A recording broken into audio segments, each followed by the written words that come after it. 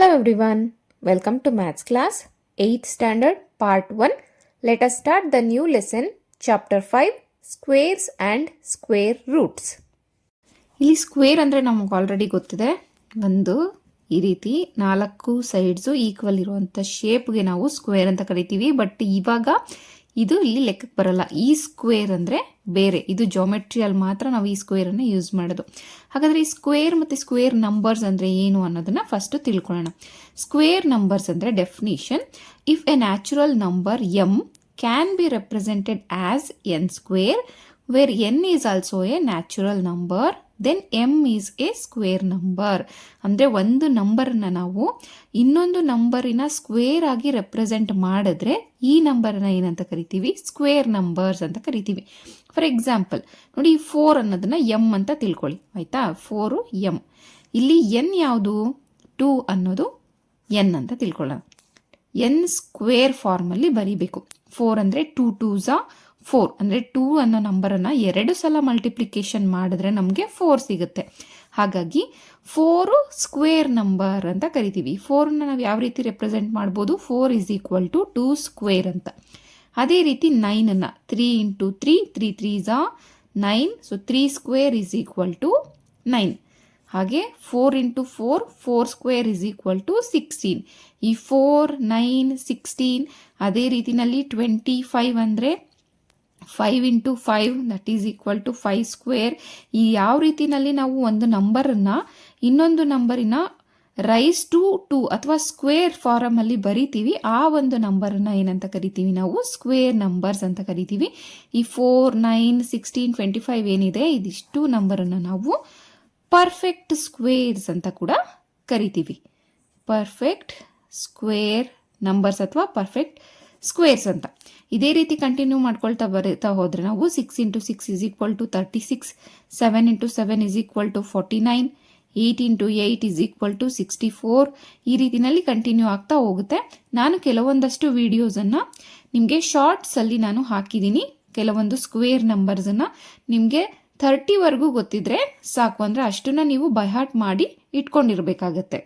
Next topic: properties of square numbers. Okay, any number having 1 or 9 in its unit place will always have a square ending with 1. Unit place ಅಂದರೆ ನಿಮ್ಗೆ ಗೊತ್ತಿದೆ ಅಲ್ಲ, ಲಾಸ್ಟಲ್ಲಿ 1 ಅಥವಾ 9 ಇದ್ದರೆ ಅದರ ಸ್ಕ್ವೇರು 1 ಬರುತ್ತೆ ಅಂತ. ಫಾರ್ ಎಕ್ಸಾಂಪಲ್ ಇಲ್ಲಿ ಕೆಲವೊಂದು ನಂಬರ್ಸು ಸ್ಕ್ವೇರ್ ನಂಬರ್ಸನ್ನು ಕೊಟ್ಟಿದ್ದೀನಿ. 1 ಸ್ಕ್ವೇರ್ 1 1s 1. ಓಕೆ, 9 ಅಂದರೆ 9 9s 81, 11 ಅಂದರೆ 11 11s 121, 19 19 19 ಅಂದರೆ ಇಲ್ಲಿ 19 × 19 ಅಂದರೆ 361. ನೋಡಿ, ಇಲ್ಲಿ ಯಾವುದೇ ನಂಬರ್ಸಲ್ಲಿ ಯೂನಿಟ್ ಪ್ಲೇಸಲ್ಲಿ 1 ಮತ್ತು 9 ಇದ್ದರೆ ಅದರ ಸ್ಕ್ವೇರ್ ನಂಬರಿನ ಎಂಡಿಂಗ್ ಏನಾಗಿರುತ್ತೆ? 1ನಲ್ಲಿ ಇರುತ್ತೆ ಅಂತ. ಅಂದರೆ ಎಲ್ಲ ಸ್ಕ್ವೇರ್ ನಂಬರ್ಸಲ್ಲೂ ಲಾಸ್ಟ್ ಯೂನಿಟ್ ಪ್ಲೇಸಲ್ಲಿ 1 ಇರುತ್ತೆ ಅಂತ ಅರ್ಥ. ಅದೇ ರೀತಿನಲ್ಲಿ any number which has 4 or 6 in its unit place, its square will end with 6. ಯಾವುದೇ ಒಂದು ನಂಬರಲ್ಲಿ ಲಾಸ್ಟಲ್ಲಿ ಯೂನಿಟ್ ಪ್ಲೇಸಲ್ಲಿ 4 ಅಥವಾ 6 ಇದ್ದರೆ ಅದರ ಸ್ಕ್ವೇರ್ ನಂಬರ್ ಯಾವಾಗಲೂ 6ಅಲ್ಲಿ ಎಂಡ್ ಆಗಿರುತ್ತೆ ಅಂತ. ಇಲ್ಲಿ ಕೆಲವೊಂದು ಎಕ್ಸಾಂಪಲ್ ಇದೆ ನೋಡಿ. 4 4s 16, 6 6s 36, 14 × 14 is 196, 16 × 16 is 256. ಲಾಸ್ಟಲ್ಲಿ 4 ಅಥವಾ 6 ಈ ಎರಡರಲ್ಲಿ ಯಾವುದೇ ನಂಬರ್ ಇದ್ರೂ ಸ್ಕ್ವೇರ್ ನಂಬರ್ ಎಂಡ್ ಆಗೋದು 6 ಇಂದಾನೆ. ಓಕೆನಾ? ನೆಕ್ಸ್ಟ್ ಅದೇ ರೀತಿ any number which has 0 in its unit place, its square will also end with 0.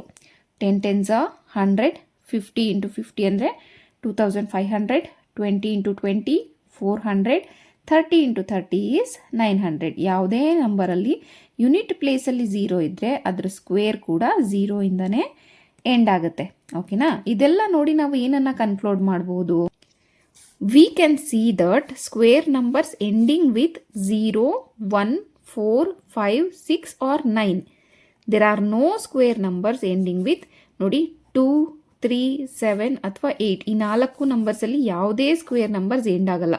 ಎಲ್ಲ ಸ್ಕ್ವೇರ್ ನಂಬರ್ಸನ್ನು ಲಾಸ್ಟಲ್ಲಿ 0, 1, 4, 5, 6 ಅಥವಾ 9 ಇವಿಷ್ಟೇ ನಂಬರ್ಸನ್ನು ಒಳಗೊಂಡಿರ್ತವೆ ಅನ್ನೋದು ಒಂದು ಸ್ಟೇಟ್ಮೆಂಟ್. ಇದಿಷ್ಟು ಪ್ರಾಪರ್ಟೀಸ್ ಆಫ್ ಸ್ಕ್ವೇರ್ ನಂಬರ್. ಇನ್ನು 5 ಇದ್ದರೆ 5 × 5 ನೀವು ಯಾವುದೇ ನಂಬರ್ನ ತಗೊಳ್ರಿ, ಲಾಸ್ಟಲ್ಲಿ ಅದು ಕೂಡ 5 ಇಂದನೇ ಎಂಡ್ ಆಗುತ್ತೆ. ಓಕೆ, ಅದೇ ರೀತಿಯಲ್ಲಿ ನಂಬರ್ ಆಫ್ ಝೀರೋಸನ್ನು ನೋಡೋದಾದರೆ ನಾವು ಸ್ಕ್ವೇರ್ಸಲ್ಲಿ ಒಂದು ಝೀರೋನ ನೋಡಿದ್ರೆ ಅದರ ಒಂದು ಸ್ಕ್ವೇರ್ ನಂಬರಲ್ಲಿ ಎಷ್ಟಿರುತ್ತೆ, ಈಗ 10 ಇಂಟು 10, ಸೊ 1 ಇದರಲ್ಲಿ 2 ಝೀರೋ, ಸೊ ಎಷ್ಟು ಝೀರೋಸ್ ಆಯಿತು, ಸ್ಕ್ವೇರ್ ನಂಬರಲ್ಲಿ 2 ಝೀರೋಸ್ ಆಯಿತು. ಇಲ್ಲಿ 20 ಇಂಟು 20 ಅಂದರೆ 400 ಆಯಿತು. ಸೊ 100 ಇಂಟು 100 ಅಂದರೆ ಎಷ್ಟಾಯಿತು, ಇಲ್ಲಿ 10,000 ಆಯಿತು. ಅಂದರೆ ಇಲ್ಲಿ ಸ್ಕ್ವೇರ್ ನಂಬರಲ್ಲಿ ಎಷ್ಟು ಝೀರೋಸ್ ಇರ್ತವೆ ಅದರ ಒಂದು ಸ್ಕ್ವೇರ್ ರೂಟಲ್ಲಿ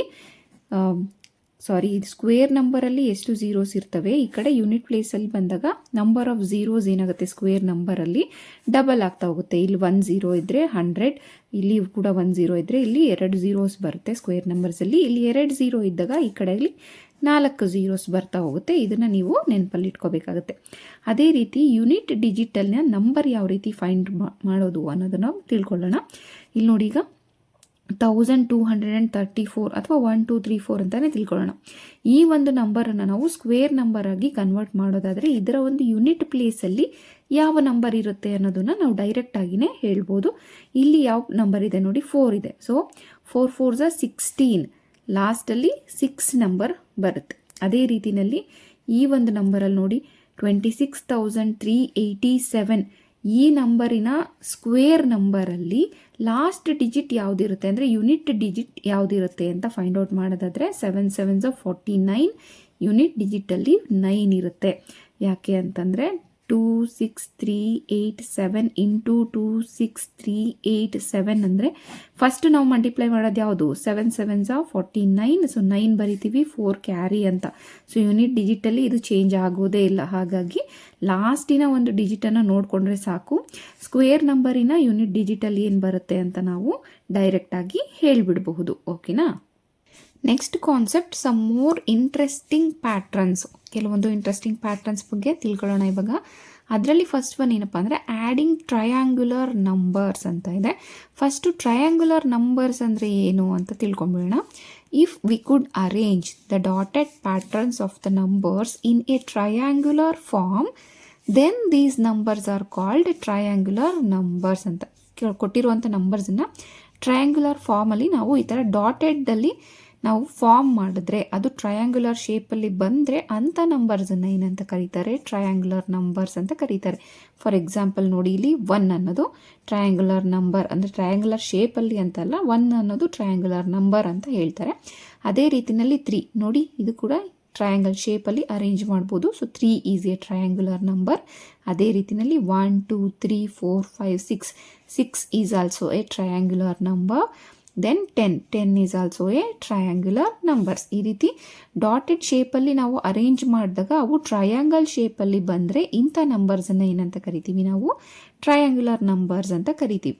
ನೆಕ್ಸ್ಟ್ ಸ್ಟೇಟ್ಮೆಂಟ್ ಏನು ಕೊಟ್ಟಿದ್ದಾರೆ ಇವರು, if we add 2 consecutive triangular numbers then we get a square number. ಅಂದರೆ 2 ಕಾನ್ಸಿಕ್ಯೂಟಿವ್ ನಂಬರ್ಸನ್ನು ಆ್ಯಡ್ ಮಾಡಿದ್ರೆ ನಮಗೆ ಸ್ಕ್ವೇರ್ ನಂಬರ್ ಬರುತ್ತೆ ಅಂತ ಹೇಳ್ತಾ ಇದ್ದಾರೆ. ಚೆಕ್ ಮಾಡೋಣವಾ. 2 ಕಾನ್ಸಿಕ್ಯೂಟಿವ್ ಅಂದರೆ ಅಕ್ಕಪಕ್ಕದ numbers. So 1 + 3 is equal to 4, 4 is a square number. Okay. 3 + 6 is equal to 9, 9 is also a square number.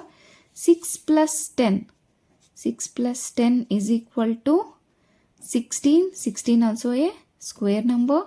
Next ಈಗ ಅದೇ ರೀತಿಯಲ್ಲಿ ಇನ್ನೊಂದನ್ನು ಟ್ರೈ ಮಾಡೋಣ. 1 2 3 4 5 6 7 8 9 10, then 11 12 13 14 and 15. ನೋಡಿ, 15 is also a triangular number because ನಾವು ಡಾಟೆಡ್ಲಲ್ಲಿ ಟ್ರಯಾಂಗ್ಯುಲರ್ ಶೇಪಲ್ಲಿ ಬರೆದಿದ್ದೀವಿ. ಈಗ ಇದೆರಡನ್ನೂ ನಾವು ಆ್ಯಡ್ ಮಾಡಿ ನೋಡೋಣ. So 10 + 15 is equal to 25. 25 is also a perfect square number. So ಅವ್ರು ಏನು ಹೇಳಿದ್ದಾರೆ, if we add 2 consecutive triangular numbers then we get a square numbers. ನೋಡಿ, ನಾವು 2 ಕಾನ್ಸಿಕ್ಯೂಟಿವ್ ಟ್ರಯಾಂಗ್ಯುಲರ್ ನಂಬರ್ಸನ್ನು ಆ್ಯಡ್ ಮಾಡಿದಾಗ ನಮಗೆ ಸಿಕ್ಕಿರುವಂಥ ಎಲ್ಲ ನಂಬರ್ಸ್ ಏನಾಗಿದ್ದಾವೆ, ಸ್ಕ್ವೇರ್ ನಂಬರ್ಸ್ ಆಗಿದ್ದಾವೆ. ಒನ್ ಮೋರ್ ಕಾನ್ಸೆಪ್ಟ್ ಅಂದರೆ ನಂಬರ್ಸ್ ಬಿಟ್ವೀನ್ ಸ್ಕ್ವೇರ್ ನಂಬರ್ಸ್ ಅಂತ. If we take 2 consecutive numbers n and n + 1 then there will be 2n non perfect square numbers between their square numbers ಅಂತ ಕೇಳಿದ್ದಾರೆ. ಅಂದರೆ ಒಂದು consecutive numbers ಅಂದರೆ ನಿಮ್ಗೆ ಗೊತ್ತಿರುತ್ತೆ, ಒಂದಾದಮೇಲೆ ಇನ್ನೊಂದು ಬರೋವಂಥ ನಂಬರು. ಇವೆರಡನ್ನು ತಗೊಂಡಾಗ ಇವೆರಡರ ಮಧ್ಯದಲ್ಲಿ ಬರೋವಂಥ ಸ್ಕ್ವೇರ್ ನಂಬರ್ಸ್ ಏನಿರುತ್ತೆ ಅದನ್ನು ನಾನ್ ಪರ್ಫೆಕ್ಟ್ ಸ್ಕ್ವೇರ್ ನಂಬರ್ಸ್ ಅಂತ ಕರಿತೀವಿ. ಅದು 2n ಆಗಿರುತ್ತೆ ಅಂತ ಎಕ್ಸಾಂಪಲ್ ಮೂಲಕ ನಿಮಗೆ ಎಕ್ಸ್ಪ್ಲೈನ್ ಮಾಡಿದ್ರೆ ಅರ್ಥ ಆಗುತ್ತೆ. ಸ್ಟೇಟ್ಮೆಂಟಲ್ಲಿ ಹೇಳಿದ್ರೆ ಅಷ್ಟೊಂದು ಸರಿಯಾಗಿ ಅರ್ಥ ಆಗಲ್ಲ, ಕನ್ಫ್ಯೂಷನಲ್ಲಿ ಇರ್ತೀರಾ.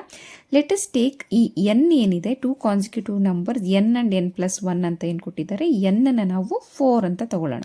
ಆಯಿತಾ? 4 ಅಂದರೆ 4 ಸ್ಕ್ವೇರ್ ಎಷ್ಟು, 4 × 4 = 16. ಅದೇ ರೀತಿ n+1 ಅಂದರೆ n+1 4 + 1 = 5. 5 5s are 25. ಇಲ್ಲಿ ಅವ್ರೇನು ಹೇಳಿದ್ದಾರೆ ಅಂದರೆ ಎರಡು ಕಾನ್ಸಿಕ್ಯೂಟಿವ್ ನಂಬರ್ಸಿನ ಮಧ್ಯದಲ್ಲಿ ಎಷ್ಟು ಸ್ಕ್ವೇರ್ ಅಂದರೆ ನಾನ್ ಪರ್ಫೆಕ್ಟ್ ಸ್ಕ್ವೇರ್ ನಂಬರ್ಸ್ ಇರ್ತವೆ ಅಂದರೆ 2n ಅಷ್ಟು ಇರ್ತವೆ. ಈ ಎನ್ನಿನ 2ಇಂದ ನಾವು ಮಲ್ಟಿಪ್ಲಿಕೇಶನ್ ಮಾಡಿದ್ರೆ 2n = 2 × 4, 2 4s are 8. ಈ ಎರಡು ಸ್ಕ್ವೇರ್ ನಂಬರ್ಸಿನ ಮಧ್ಯದಲ್ಲಿ 8 ನಾನ್ ಪರ್ಫೆಕ್ಟ್ ಸ್ಕ್ವೇರ್ ನಂಬರ್ಸ್ ಇರುತ್ತೆ ಅಂತ ಅವ್ರು ಹೇಳ್ತಾ ಇರೋದು. ಸೊ ಇವೆರಡರ ಮಧ್ಯದಲ್ಲಿರುವಂಥ ನಂಬರ್ಸನ್ನು ಬರೆದು ಬಿಡೋಣ. 16 ಆದಮೇಲೆ 17, 18, 19, 20, 21, 22, 23, 24. 24 ಆದಮೇಲೆ ಬರೋವಂಥದ್ದು 25. It is a square number. So ಇದೆಷ್ಟಿದೆ ಕೌಂಟ್ ಮಾಡಿ. 1 2 3 4 5 6 7 8. ಸೊ ಇವ್ರು ಹೇಳಿರೋ ಪ್ರಕಾರ 8 ನಾನ್ ಪರ್ಫೆಕ್ಟ್ ಸ್ಕ್ವೇರ್ ನಂಬರ್ಸೇ ಇದ್ದಾವೆ. ಸೊ ನಾವಿಲ್ಲಿ ಇನ್ನೊಂದು ಎಕ್ಸಾಂಪಲನ್ನು ಚೆಕ್ ಮಾಡಿಬಿಡೋಣ. Let n = 2. ಓಕೆನಾ? ಅಲ್ಲಿಗೆ 2 ಸ್ಕ್ವೇರ್ ಅಂದರೆ 4 ಆಯಿತು. n+1 ಅಂದರೆ 2 + 1, ಸೊ 3 ಸ್ಕ್ವೇರ್ ಅಂದರೆ 9 ಆಯಿತು. ಇವೆರಡರ ಮಧ್ಯ ಇರುವಂಥ ಸ್ಕ್ವೇರ್ ನಂಬರ್ಸ್ ಅಂದರೆ ನಾನ್ ಪರ್ಫೆಕ್ಟ್ ಸ್ಕ್ವೇರ್ ನಂಬರ್ ಎಷ್ಟು, 2n ಆಗಿರುತ್ತೆ ಅಂತ ಹೇಳಿದ್ರಲ್ವಾ. 2 × n ನಾವು ಎಷ್ಟು ತೊಗೊಂಡಿದ್ವಿ, 2 ಅಂತ ತೊಗೊಂಡಿದ್ವಿ. ಸೊ ಅಲ್ಲಿಗೆ 4 ನಾನ್ ಪರ್ಫೆಕ್ಟ್ ಸ್ಕ್ವೇರ್ ಬರಬೇಕು ಇವೆರಡರ ಮಧ್ಯದಲ್ಲಿ. ಸೊ ಬರೀತಾ ಹೋಗೋಣ. 4 ಆದಮೇಲೆ ಏನು ಬರುತ್ತೆ, 5 6 7 8. 8 ಆದಮೇಲೆ 9 ಬರುತ್ತೆ. This is A perfect square. ಈಗ ಹೇಳ್ದಂಗೆ 4 ನಾನ್ ಪರ್ಫೆಕ್ಟ್ ಸ್ಕ್ವೇರ್ ನಂಬರ್ಸ್ ಬರಬೇಕು ಅಂತ ಹೇಳಿದರು. 1 2 3 4 ನಾನ್ ಪರ್ಫೆಕ್ಟ್ ಸ್ಕ್ವೇರ್ಸೇ ಬಂದಿದೆ. ಈಗ ಈ ಕಾನ್ಸೆಪ್ಟ್ ನಿಮಗೆ ಅರ್ಥ ಆಗಿದೆ ಅಂತ ಅಂದ್ಕೊಳ್ತೀನಿ. Next concept adding odd numbers ಅಂತ. Sum of first n natural odd numbers is n². ಅಂದರೆ any square number must be the sum of consecutive odd numbers starting from 1 ಅಂತ ಹೇಳಿದ್ದಾರೆ.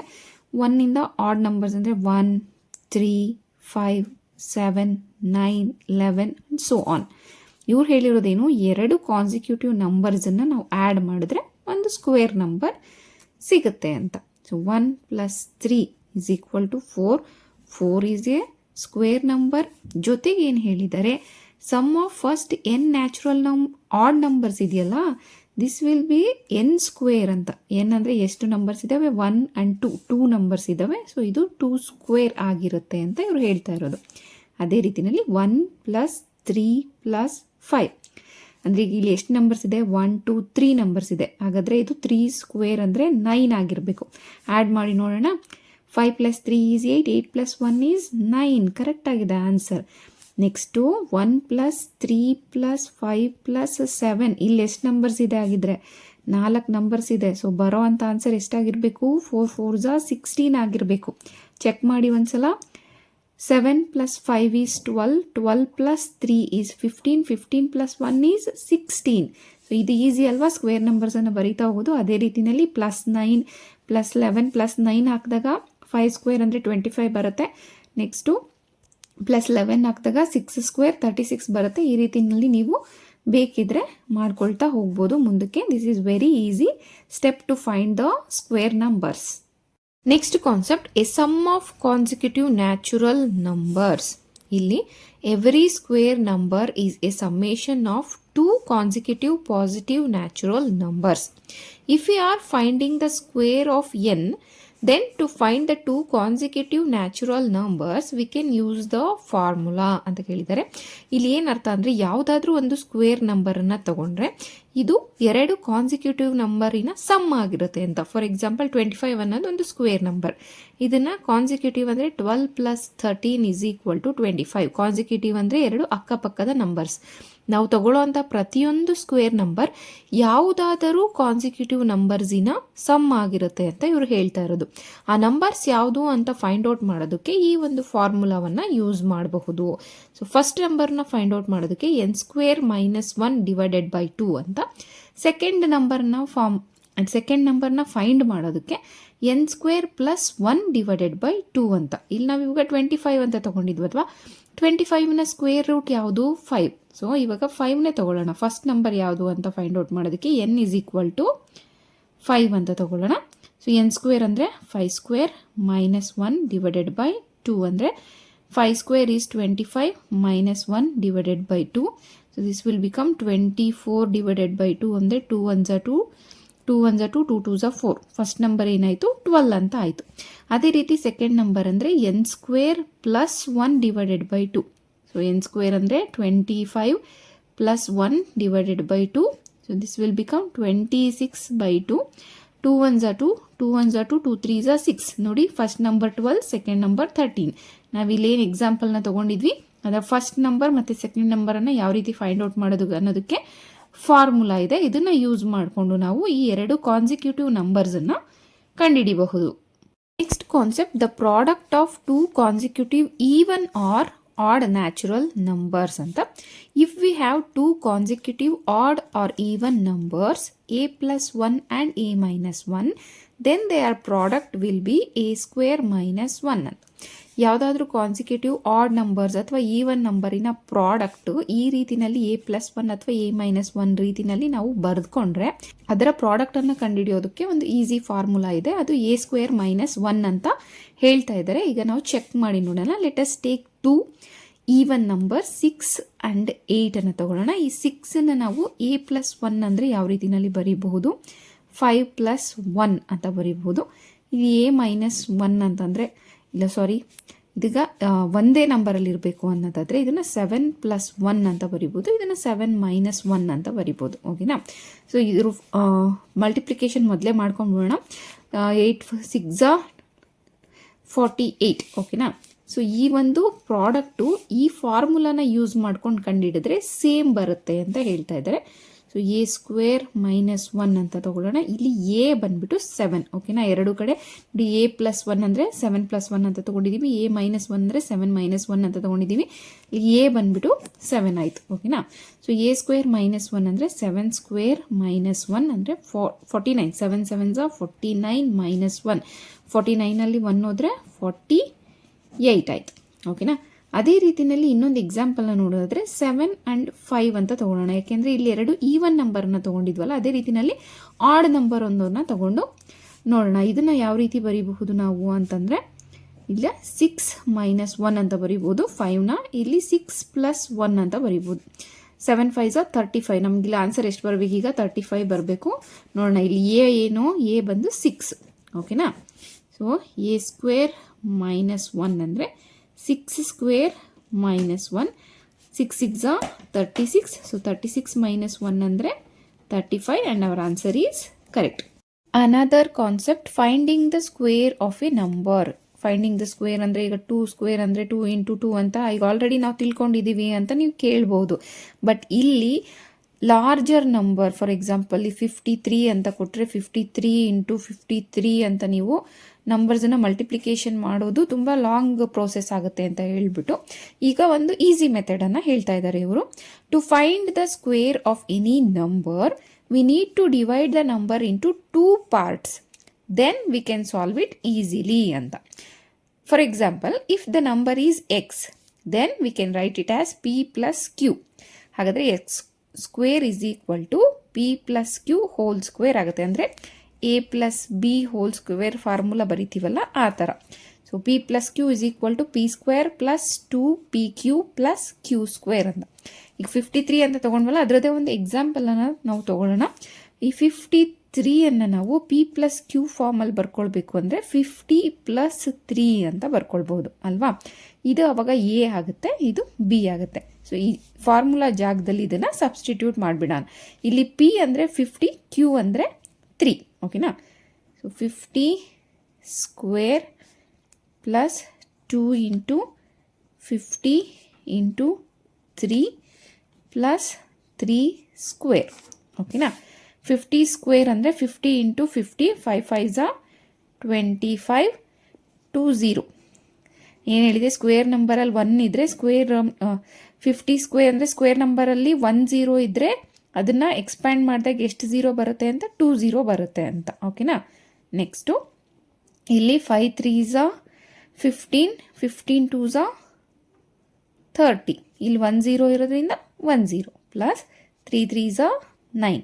ಈಗ ಏನು ಮಾಡಬೇಕು, ಇದೆಲ್ಲದನ್ನು ಆ್ಯಡ್ ಮಾಡಬೇಕು. ಓಕೆ, ಸೊ ಇಲ್ಲಿಗ 0 ಜಾಗದಲ್ಲಿ ಇಲ್ಲಿ ಸೈಡಲ್ಲಿ ಬರ್ಕೊಂಬಿಡೋಣ. 2 5 0 0 ಆ್ಯಂಡ್ 300, ಲಾಸ್ಟಲ್ಲಿ 9 9 0 8 2. So what is the answer?